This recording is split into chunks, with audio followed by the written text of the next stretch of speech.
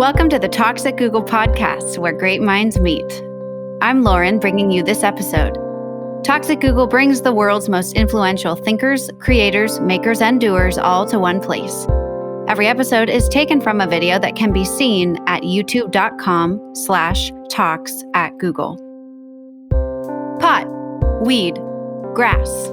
We all think we know cannabis, but do we? Somewhere between the illicit joints and pot brownies, the conversation stopped. And only now is it retaking the center stage as more states pass legislation to legalize. In Brave New Weed, Adventures into the Uncharted World of Cannabis, author Joe Dolce travels to the new frontier of cannabis, shedding light on everything you didn't know about weed and didn't even think to ask. Through dispatches from Amsterdam, Israel, Colorado, and more, Dolce endeavors to tear down the walls of the cannabis closet and find answers to questions. From detailing trials where murderers claimed insanity due to marijuana consumption, to uncovering success stories about the plant's impressive medicinal compounds, Dolce paints a fresh portrait of our attitudes towards cannabis and reveals the power of weed. Here is Joe Dolce, Brave New Weed, Adventures into the Uncharted World of Cannabis.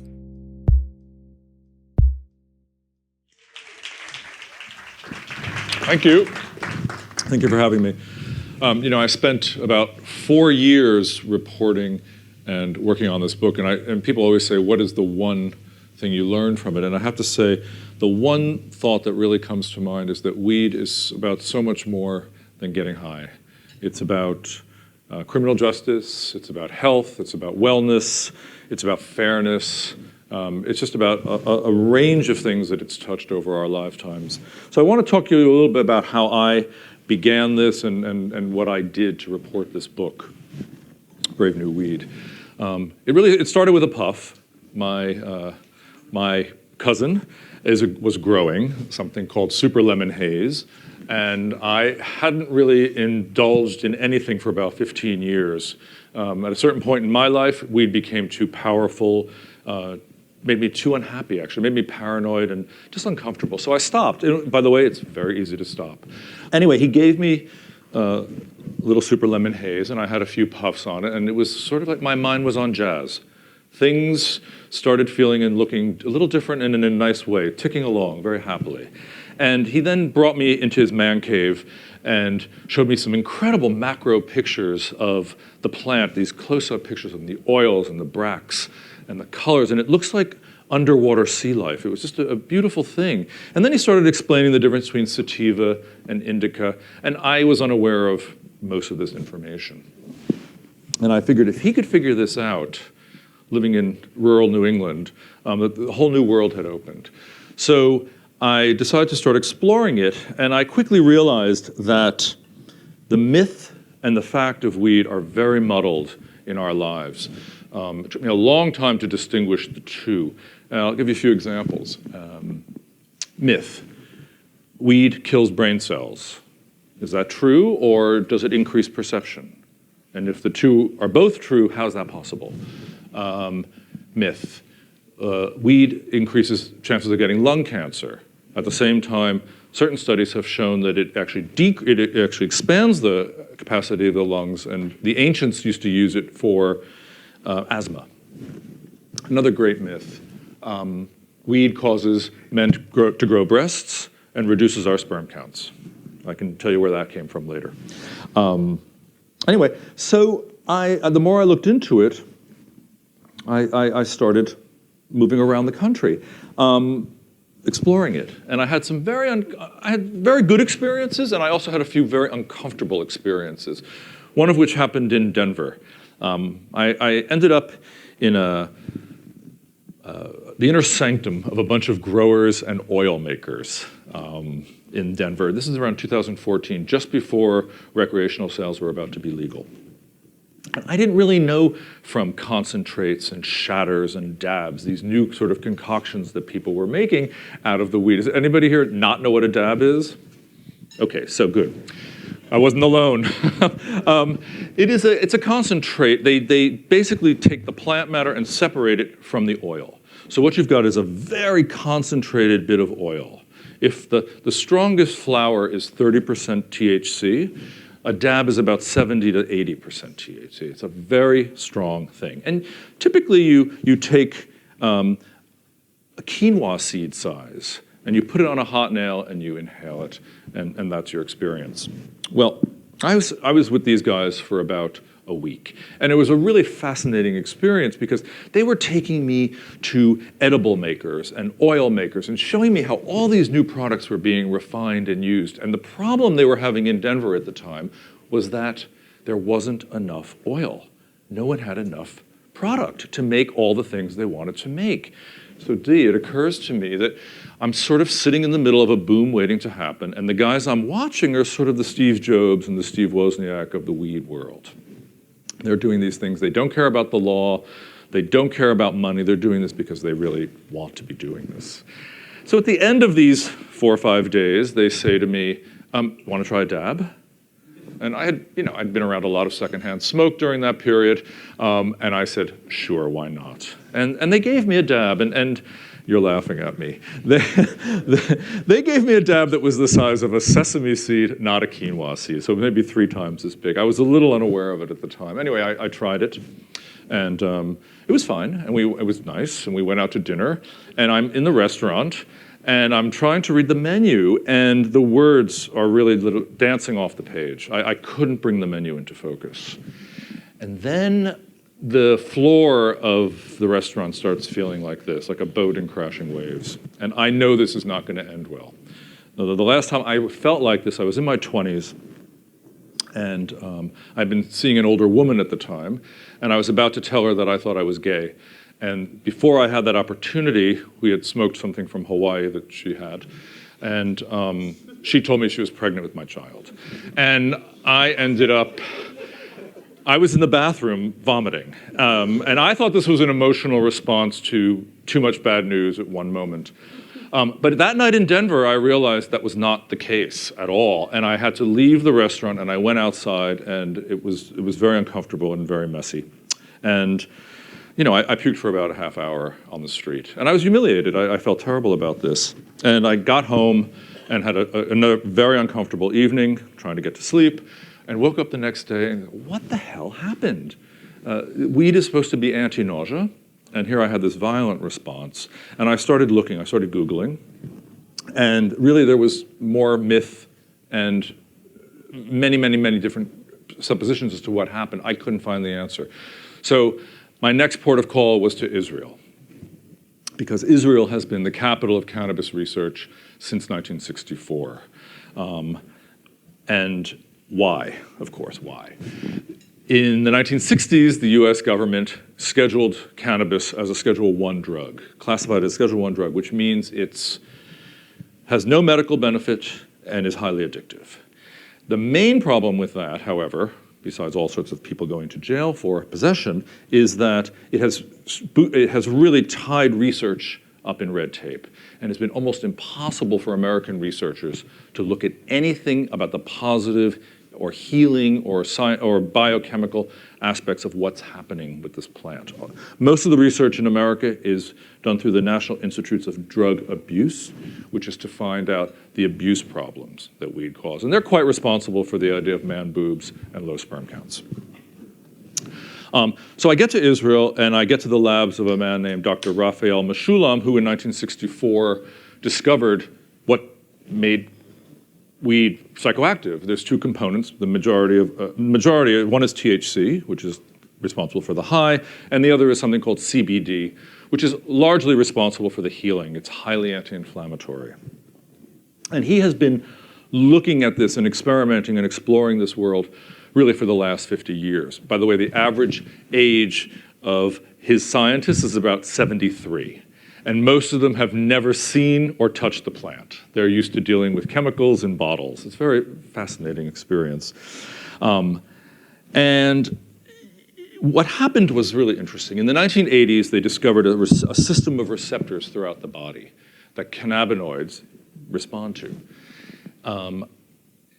However, we don't have receptors in our body to respond to substances in plants. It just doesn't make any sense. That's not what our bodies do.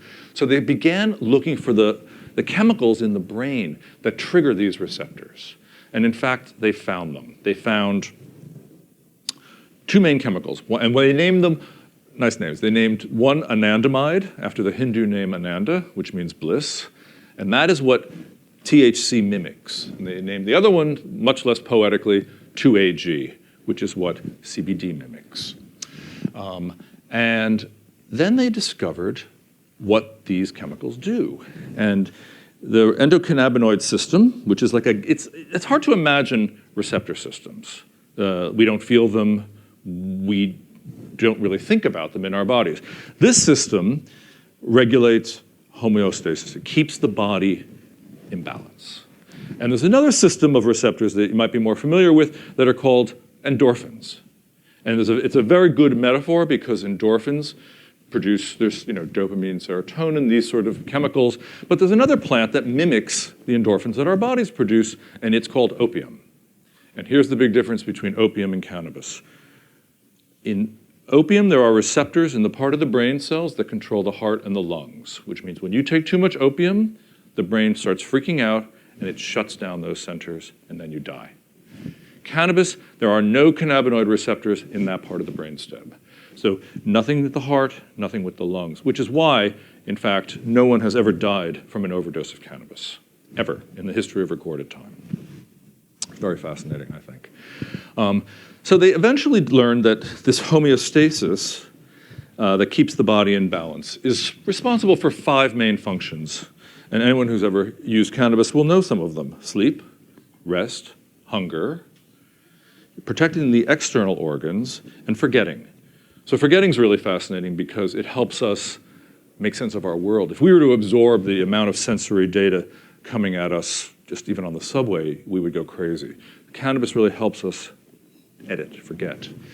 And protecting as well, if you break your arm, the body sends all sorts of chemicals, blood, lymphocytes, white blood cells to protect that area. What's happening is the cannabinoid receptors here are signaling to the brain. It's like the emergency broadcast system. We're in trouble. Help us out. Excuse me. So I spent about a week talking to the scientists in Meshulam's lab, and they're doing amazing research. One of which is, one researcher was studying the effects of cannabinoids on bone healing. They found that, in fact, they make bones heal more quickly. Another one is doing research on CBD and type 2 diabetes, which is an enormous scourge around the world. Another one, very interestingly, has been doing research on CBD and traumatic brain injury. And this is a huge issue right now in the world, especially in America, in the world of sports. All the football players that are complaining about their brains being turned to mush because they have so many concussions. They've actually found that if you administer cannabinoids within 4 hours of injury, it really stops the responses that really damage the brain. And of course, this information is not widely disseminated. It's never been in clinical trial. No pharmaceutical company is going to take it up as long as cannabis is an illegal substance. It's not going to work. So things are quite hamstrung. But before I left, I said to Meshulam, hey, why did I have that terrible response? And he said to me, well, it's 2 reasons. Possibly dose, like you took too much, yes. Or there was something in the plant matter itself. It could have been a mold or a pesticide or some sort of fungus that we just don't know about because we aren't able to sort of test these things. And then I said to him, so what's the big picture here, doctor? Why do we have this system that helps us do these things? And then he revealed to me a very interesting theory. He thinks that because he has found over 200 or 300 chemicals like anandamide and 2AG that the brain is producing. And all of our DNAs mean that they're emitted in different ratios. And he actually believes, or thinks, it's a theory, that this may be responsible for our emotional centers and why we're all different emotional beings. Because he said to me, look, why are we angry? Why are we sad? Why are we jealous? I don't know. I don't know the chemical reason for that. And I certainly had no idea of why those things are true, and it was extremely fascinating to think about. But cannabis is more than that even. And if you look at what's happening in America right now, it's really interesting. we're on the precipice of some very interesting changes. I looked at what's happening economically in some of the free states, and I looked at Colorado first. By the way, Colorado, I looked at the regulations of cannabis versus guns in Colorado. Cannabis, there are 228,000 words in the regulations. And the gun regulations in Colorado are about 18,500 words. So it's a difference of about 210,000 words. That's how regulated this substance is in Colorado. And they're doing a great job, by the way. But look at the economics for a second. Colorado last year sold $1 billion. They made $1 billion in revenue of medical and recreational cannabis. That yielded $135 million in taxes, which was $35 million more than they had anticipated. It created 27,000 jobs. Arthur Fromer, who is the granddaddy of the travel business, he's now also in his 80s, said 2 weeks ago that the next great boom in tourism is cannabis tourism. He was not prompted to say that. He just ended up divining that idea. So I think what's happening in Colorado is going to spread, obviously, as more states legalize. The big thing that's going to happen is in California, however. They're voting on Proposition 64 this election in November. And if California legalizes, which it's now looking at about 60% likely in favor of legalizing, big changes are going to happen. First of all, the state has 40 million people, which is over twice as many as all the other states combined that have legal cannabis. It is the world's sixth largest economy, And they grow more cannabis in California than all of North America combined already. They're guesstimating the first year revenue at between $30 to $36 billion, and the first year tax haul at $2 billion. Okay, so I think it will begin a sea change. And then when you think of the map of the United States, you have California, Oregon, Washington, and in 2017, Canada's about to legalize federally across the country. That's an entire L-shaped block around North America. Things are going to change. You can't build a wall to stop this at this point, okay? You cannot do it. But yet, and then it goes beyond that. It goes into culture. When you're in places like California that have had medical cannabis for a long time, I mean, you go to cocktail parties and there are people my age and older in their 60s or 70s even, talking about different strains or how to construct a high for their healing or construct a program that actually enables them to feel better. So somebody said to me, they were arguing about Tangerine Dream versus Blue Dream. And they were saying, but I have found that if I use a 2.5 milligram edible with 3 hits of a vaporizer of whatever strain it was, I can really help my pain. I forgot my show and tell products. I'll show you some more things later, okay? I want to show you some of the products that are being produced in some of these states, because here in New York, we just don't have any idea. So I think legalization leads to smarter products and smarter users. There's also one other thought I have about this that I think is apt, and it is that we are at a time of incredible societal change right now. We all know this, and you guys are partly responsible for it, obviously, here at Google. But we live in 24-hour news cycles. We have more information coming at us than ever before. I think the estimate is 5 times as much information today that we're absorbing compared to 1986. And we live in a screen-based world, which can sometimes be more lonely. And I think it's sort of remarkable that we have this plant that can address sort of all of these maladies: time crunch, stress, the loneliness of a world where we're not talking to each other and feeling each other. And in fact, one of the researchers I was speaking to while reporting Brave New World said to me, I don't think that the Garden of Eden was an apple tree that Eve sampled. She said, I think it was a cannabis bush. And I said, oh yeah, why is that? She said, well, think about it. You get thrown out of Eden, it's rough out there. You suddenly you got to deal with the environment. You've got to deal with animals. You've got to deal with getting your food. You've got to get with procreation. You have to keep the whole society going, and there's only 2 of you, and there's no more Eden. She said, I think cannabis was that plant. And I think it's quite interesting to think about how it might be used for us today. I'd like to leave you with that thought. Thank you. So I get the honor to follow up and ask you some questions, and I'm sure all of you guys are waiting for the show and tell afterwards. So thank you for sharing a little bit of insight into your book and your experiences and research that support the stories you do tell in Brave New Weed. Let's talk about the title. What inspired you to kind of, come up with this title, and what did you want readers to do? What action did you want readers to take after reading it? Buy the book. That was the first action I wanted them to take. I wanted them to rethink what we think about weed, actually. And I think a lot of the researchers and people who've been working hard towards legalization or trying to reframe what this plant is are quite brave. Many of them have suffered. One of them is a man who's now in his 80s named Lester Grinspoon. He was a Harvard psychologist, and he wrote the first book about reconsidering marijuana. It's actually called Marijuana Reconsidered. It came out in 1972. He was never given tenure at Harvard. He was a brilliant psychiatrist and a colleague of Stephen Jay Gould and Carl Sagan, right up there, one of the golden boys. He suffered. I think Meshulam in his laboratory, they're highly decorated scientists, but their work has never been recognized by the wide body of science at this point. It will be at some point, but not currently. And so in your book, you do talk about the terminology of, I think you called it brave new words, and where you're seeing a shift from older words to more newer words that might resonate more with the medical field. I think you mentioned Amsterdam, how it's synonymous to Denver now. You talked about how dealers are now considered dispensaries.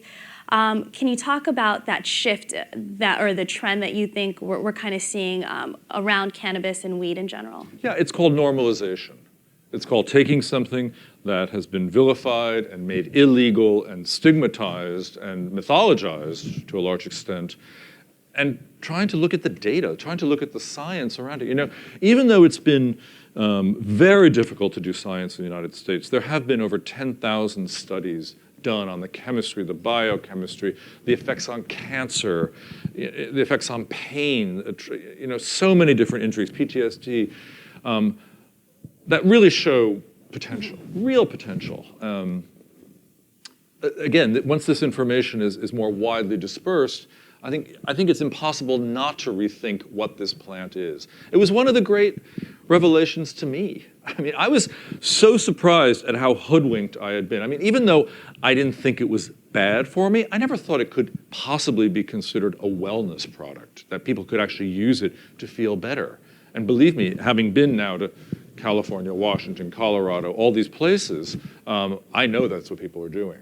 And so that brings up an interesting point. As we were talking about this talk earlier, there's been this idea of, I guess, a generation gap. I'm not sure what to call it, but in the 70s, 80s, 90s, weed or the plant of cannabis was perceived differently, and now our generation might have a new sentiment about it due to the branding or what corporations are now, how they're branding cannabis.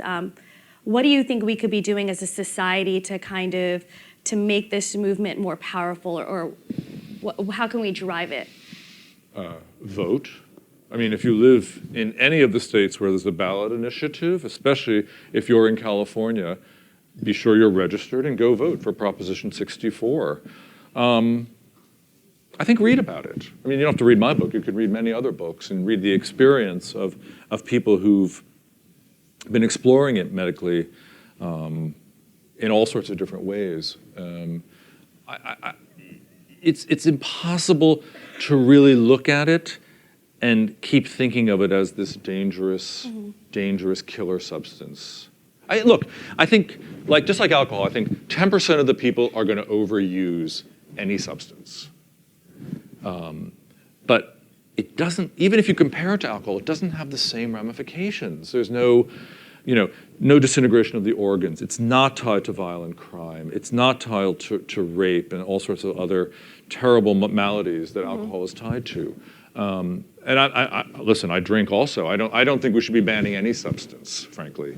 I think we have to start looking at it, though, as something that adults can use, and they can use mindfully. And so I guess that was going to be my next question, because I think that's something that always comes up. Can you mix weed with alcohol, or is there a right combination of CBD CBD. CBD, I'm fumbling with my letters right now, CBD and THC, like what is that right ratio? What's going to give you the ultimate healing benefit?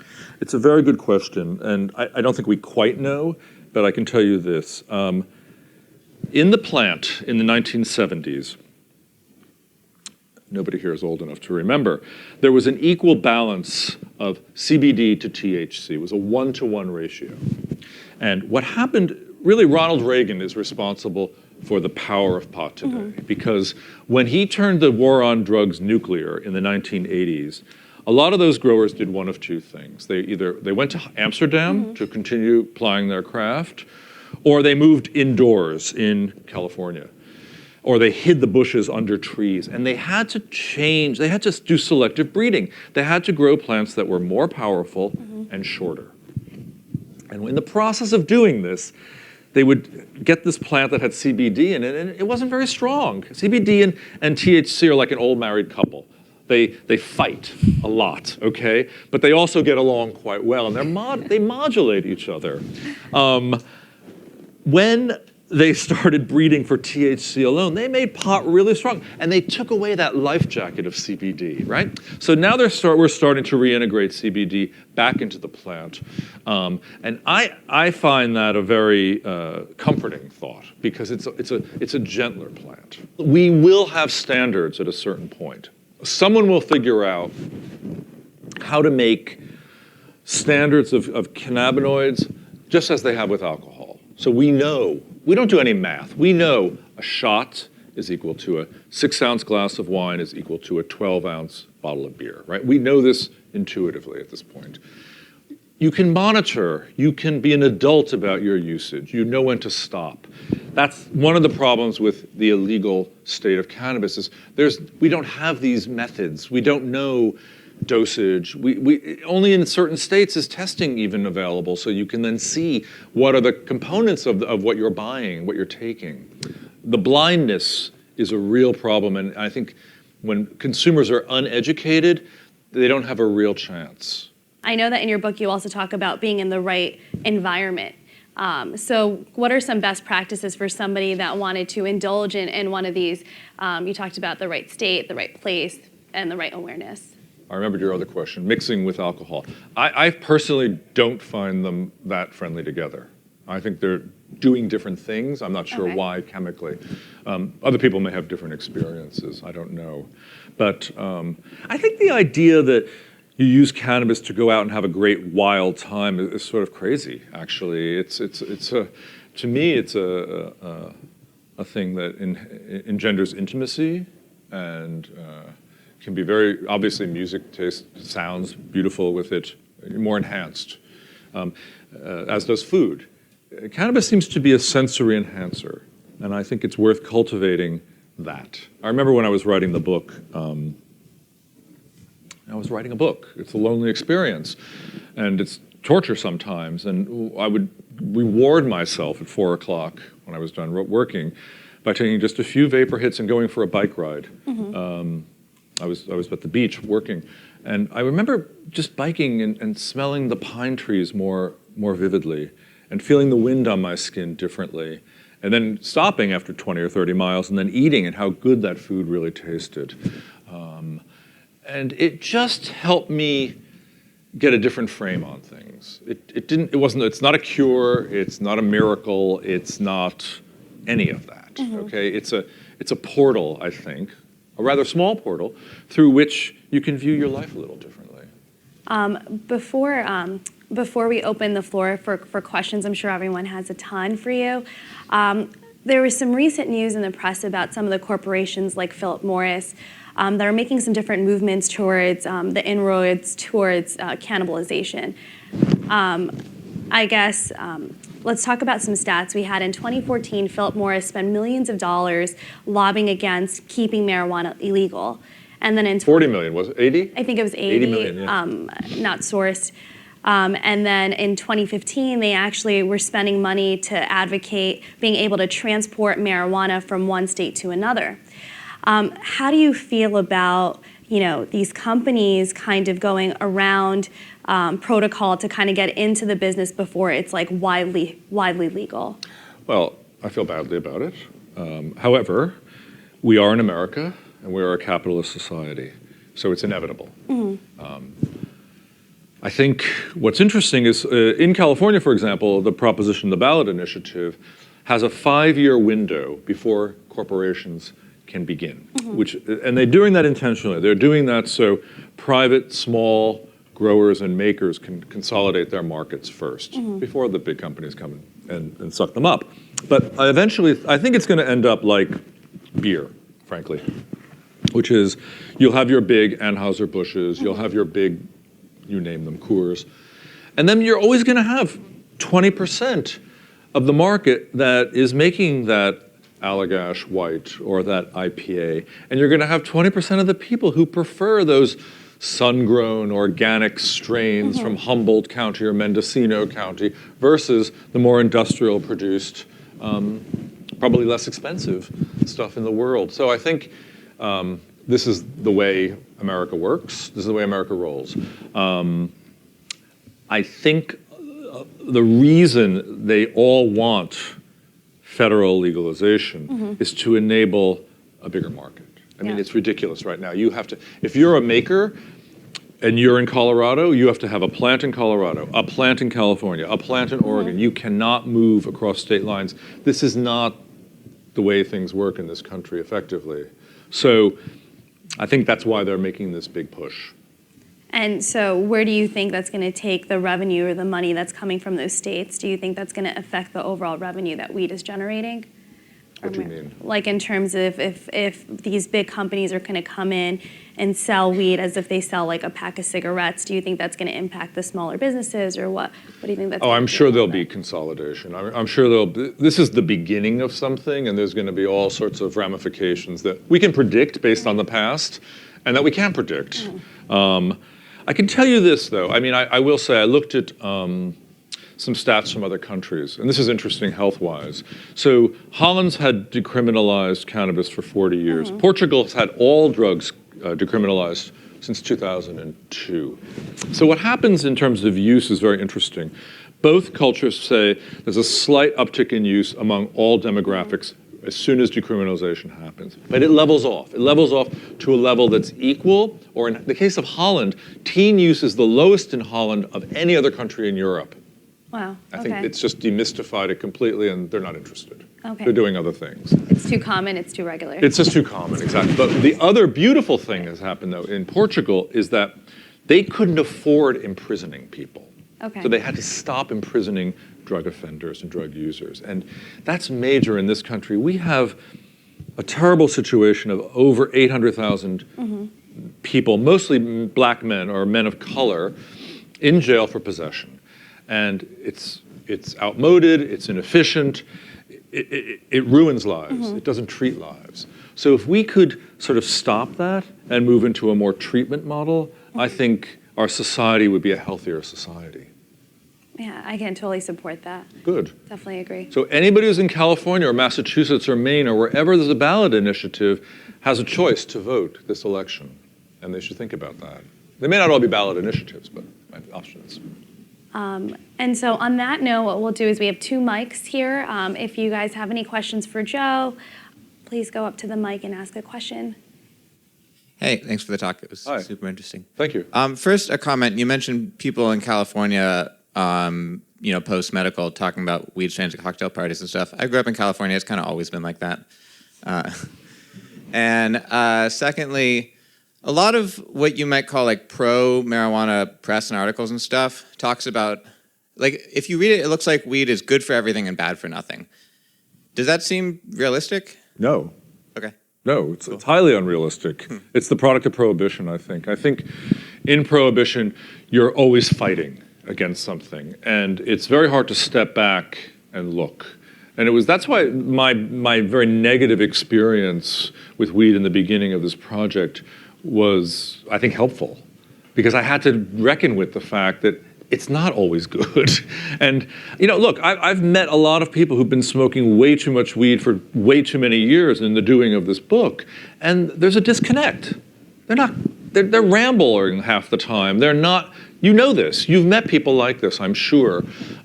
Something's gone wrong in their lives. Now, I'm not sure it's weed was the cause of it, but these, or maybe they had a problem connecting emotionally in the beginning. I don't know. You'll never know cause and effect. Has it been a benefit? I'm not sure, you know. And I think all of us know people who've just used too many substances, no matter what they are. It could be alcohol, it could be chocolate. I mean, you know, people get addicted to things and become dependent on things in ways that we don't quite understand, or why certain people do. So I think we have to be we have to recognize that. And I also think we have to understand the risks of this thing. We have to understand the real risks of it. Am I worried about it growing boobs? No. Should I be worried about that? No. Do I think it's going to cause psychosis in me? Certainly, I hope not. I don't see it happening, okay? And yes, you're right, California has been doing this for a very long time. Thanks. Thank you. Over here. Hey, thank you for coming today. It was really interesting to listen to what you had to say. So the DEA and FDA, I think, recently decided not to change the status The scheduling, of yeah. marijuana. Yeah. So it still has the same sort of Schedule I substance status as cocaine and heroin. Yep, and heroin, yeah. And no acknowledged medical benefit. But meanwhile, there's tons of people who are finding medical benefits from it. Children who take CBD and do not have seizures anymore. So anyway, so I'm wondering, what is, in your opinion, sort of the reason why it's so difficult for the government to acknowledge any medical benefit, and is there any parallel of a past natural substance that was not considered to have a benefit, but people changed their mind? I'm not sure about the last part of that. I'm not really sure at all about if there's a parallel substance. I'm not sure. I think cannabis is quite unique. I think it's very sui generis, and there's not much like it out there. Why the government does this? This is a bafflement to everybody. I mean, I think the day before Obama was sort of making moves to, make it easier to get laws passed, and then the DEA comes down. Look, it's a job program for drug enforcement. Let's face it, okay? It's easy to bust plants in the ground, okay? What happens when their jobs go away? I don't know. Why the DEA has aegis over a health product or a potential health product is, again, a question that is, it was an act of Congress in the 1960s that enabled that to happen. And this is an instance where our laws are so ineffective, so outmoded, and the president can't undo that. It's an act of Congress. And look at our Congress today. Are they functional enough to do anything, let alone something relatively minor like this? I'm not saying, believe me, I don't think cannabis is the #1 issue facing the world, okay? So I rate it actually quite low on all the things the Congress should be doing, but this is a no-brainer. Let research happen. Let science happen. We live in a culture that's based on science and data. What are we doing? And if there's a plant that can produce healing compounds that is less expensive, less addictive, less detrimental to society, you can grow. In California, if they pass Proposition 64, every household could grow 6 plants. You can grow your own medicine and then figure out how you want to use it. To me, it makes no sense at all, but ever since I started this project, a lot of the history of cannabis makes no sense at all. Sorry. Thanks. We can go over that. Oh, hi. Oh, sure. Kind of going off of that question, do you think big tobacco and big alcohol are going to play are they going to be an impediment to cannabis legalization federally, or how do you think they will? I think they might have been at a certain point. I think they are, if they're aware of it. I have friends who work for tobacco companies and say they're not even thinking about this until some moves are made on a federal level because the market is just too balkanized. It's not big enough for them to really have an impact. But once that happens, what do you think? I mean, is there any way they're not going to be going there? There will be marijuana at a certain point, okay? I like that. I think there will. It's going to be inevitable, okay? It just seems, yes. And then it's going to be, how do we tell the good from the bad? And then where's the fact and the fiction, right? Like, what is it really used for and what is it not used for? Because my guess is that it's going to be more of a nutraceutical than a pharmaceutical. because nutraceuticals have much less red tape to push through. And the barrier to entry is much easier. That's my guess. Thank you. Well, that was sort of my question. I just wanted to really get your thoughts on, because I think it's actually really unfair, legalization, and I'm all for it, but I've spoken to many people who who think that legalization poses a lot of problems, and it's actually quite unfair because a lot of these people who have been making strides in this community are, as you said, punished for it, and not only punished, but are serving jail time and really serving unfair, doing felonies and all these things, and a majority black and brown community, and it's really affected the black and brown community. Absolutely. So my thing is that when it becomes legalized, these people who are using it as a livelihood and a way to kind of make a living are gonna just be pushed aside for these big companies, and maybe even make a bigger separation, because a lot of these people who are benefiting off the legalization are mostly white and with a lot of money. So I think there's a disparity there that's a problem, and the people who have been fighting for marijuana and really using it for a while and kind of brought it to this point are just going to be forgotten about and just pushed to the side. Let me say two things to you. I don't disagree with what your point is. However, I think legalization makes everybody smarter. Yeah, I mean, of course. Okay, so on that level, the society, the education level just goes up a lot. So in that way, I am all for legalization. California's doing an interesting thing. They're basically giving amnesty to anybody who's been arrested. If this ballot initiative passed, okay, there's restitution and amnesty. So part of the tax benefit goes to financial restitution for people whose property has been seized. That's quite interesting. And then if you have been arrested or had a crime for working in the industry when it was illegal, that crime is erased. Okay, it's good. I'm not sure erased is the word, but it's somehow mitigated, okay? So that's a very fair and sensible approach to the problem you're raising. As for people who've been making a living off the illegality of it, I mean, you got to get a job in the legal world. Mm-hmm. That's the way life goes. Yeah. And I think that should be doable. Yeah. That's what I think. Fair. I thank you. Thank you. So we can take one more question. Hi. Hi. Do you think when Philip Morris starts producing joints, they'll be incentivized to put additional addictive chemicals in it the way they are with cigarettes, or do you think that would work against selling more? Well, the problem is, how would that addiction happen? Cannabis, as I explained to you, works on these receptors. It doesn't seem to be something that we have a physical addiction to. So I don't think they're going to, I mean, maybe they'll work very hard to find out something like that. And again, I think an educated populace will resist that. The one thing about cannabis users are they really know what they like. And they're quite sort of demanding.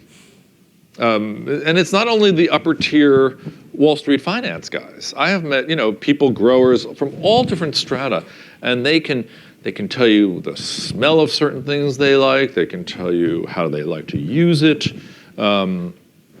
So I would hope, let me say I hope not, okay? Nefarious methods that large or small companies use, I can't really adjudicate on.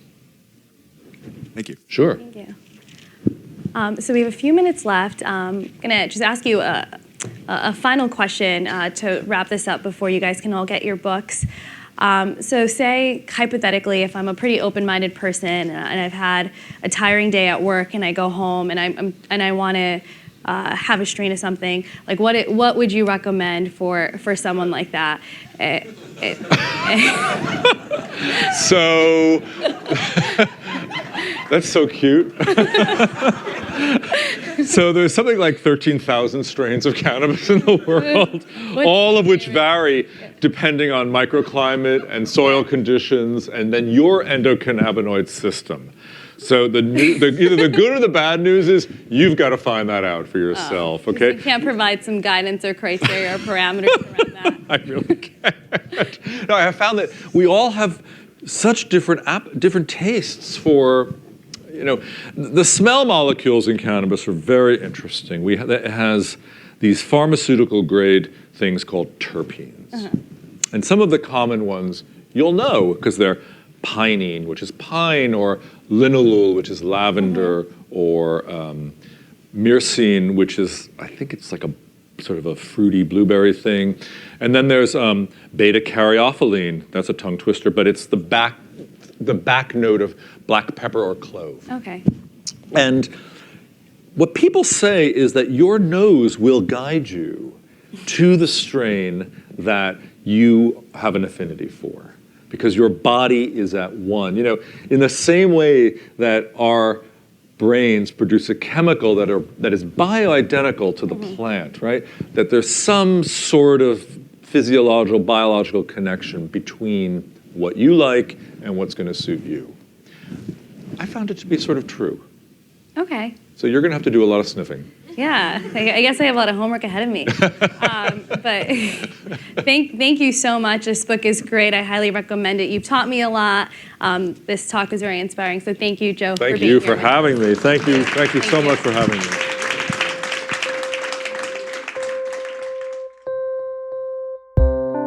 Thanks for listening. If you have any feedback about this or any other episode, we'd love to hear from you. You can visit g.co/talks@google/podcast feedback to leave your comments. To discover more thought-provoking content, you can always find us online at youtube.com/talks@google, on our website, google.com/talks, or via our Twitter handle, @talks@google. Talk soon!